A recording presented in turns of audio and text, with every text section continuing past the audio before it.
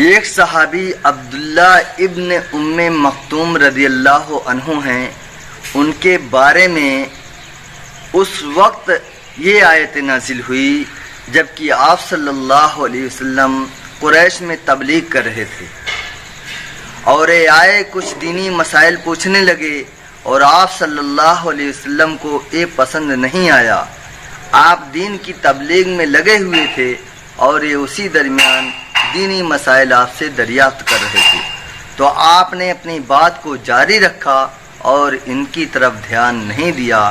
یہ چیز خدا کو ناگوار لگی اور قرآن کی یہ آیت نازل ہوئی، عبس وتولی ان جاءہ الاعمی وما يدریک لعلہ یزکی او یذکر فتنفعہ الذکری اما من استغنی فانت لہ تصدی وما علیک الا یزکی۔ دوستو، خدا کے نزدیک اخلاص اور تقوی اور پرہیزگاری پسند ہے۔ آپ صلی اللہ علیہ وسلم ایک مرتبہ اپنے خاندان قریش کے اندر مکہ میں تبلیغ کر رہے تھے، اور آپ چاہتے تھے کہ ہمارے خاندان کے، ہمارے محلے کے رئیس لوگ جو مالدار لوگ ہیں وہ دین میں شامل ہو جائیں اور مذہب اسلام کے پیروکار بن جائیں، اس لیے آپ ان میں تبلیغ کر رہے تھے۔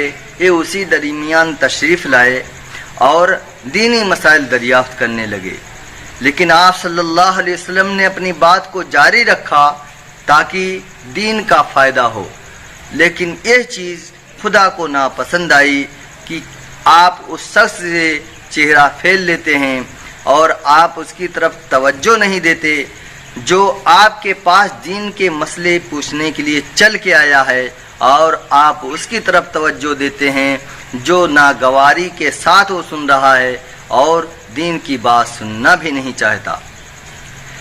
یہی عبداللہ ابن مکتوم رضی اللہ عنہ ہیں کہ ایک مرتبہ آپ صلی اللہ علیہ وسلم کے پاس تشریف لا رہے تھے، اور آپ صلی اللہ علیہ وسلم نے اپنے عورتوں سے کہا کہ پردہ کرو، تو انہوں نے کہا کہ وہ تو ہمیں دیکھتے نہیں، تو آپ صلی اللہ علیہ وسلم نے فرمایا کہ کیا تم لوگ بھی نابینا ہو؟ کیا تم انہیں نہیں دیکھ رہی ہو؟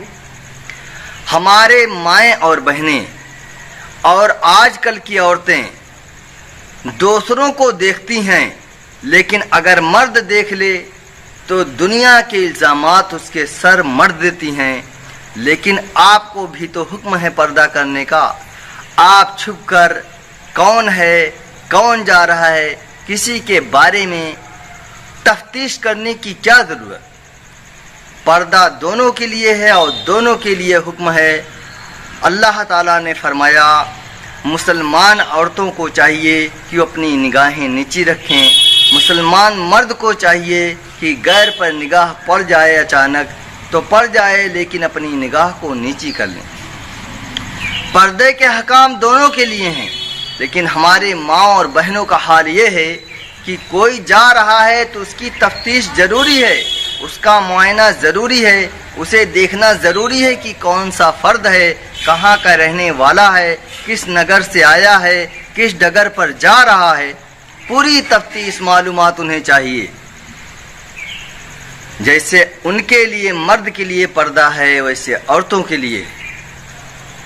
تو یہی عبداللہ ابن مکتوم رضی اللہ تعالیٰ عنہ جب ان کے بارے میں آیت نازل ہوئی تو آپ صلی اللہ علیہ وسلم بہت ان کی قدر کرتے تھے، اور جب بھی وہ آتے تھے ان کی خاطر اور تواضع کیا کرتے تھے، کیونکہ اللہ کے نزدیک تقوی پرہیزگاری مطلوب ہے، اور خدا یہ دیکھتا ہے کہ میرا خاص بندہ کون ہے۔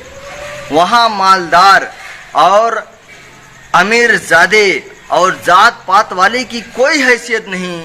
اللہ تبارک تعالیٰ کے نزدیک اگر یہ دنیا ایک مچھر کے پر کے برابر بھی ہوتی تو خدا کسی کافر کو ایک قطرہ پانی نہ دیتا۔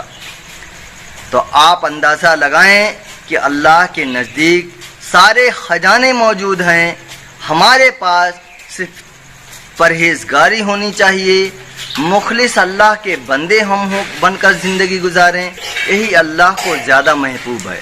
हमारे अंदर इनकिसारी हो, बुर्दबारी हो, अकड़ ना हो, तकब्बुर ना हो, ये खुदा को पसंद है। तो दोस्तों, उम्मीद है कि हम और आप इस पर अमल करेंगे और अपने आप को सुधारने की कोशिश करेंगे। अस्सलामु अलैकुम व रहमतुल्लाह।